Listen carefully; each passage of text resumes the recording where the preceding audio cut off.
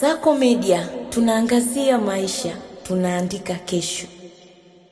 Jeshi la polisi mkoa wa Kilimanjaro lilipokea taarifa Januari 19, 2026 likieleza kuwa watoto wawili jinsia ya kike wenye umri wa miaka 8 na miaka 10 ambao majina yao yanahifadhiwa waliokuwa wanasoma nchini Kenya walifika nchini Disemba 4, 2025 kwa ajili ya likizo wakiambatana na shangazi yao. Likizo ilivyomalizika, shangazi huyo alipotaka kurudi nao Kenya, watoto walikataa na kueleza walikuwa wanafanya vitendo vya ukatili. Taarifa hizo ziliwasilishwa polisi na afisa ustawi wa jamii kituo cha afya Himo baada ya yeye kupokea taarifa kutoka kwa mama mzazi wa watoto hao.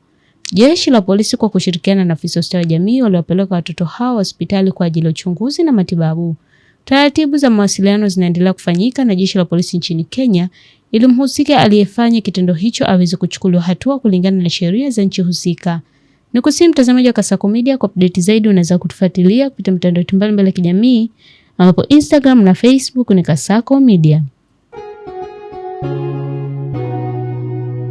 Kasako Media, tunaangazia maisha, tunaandika kesho.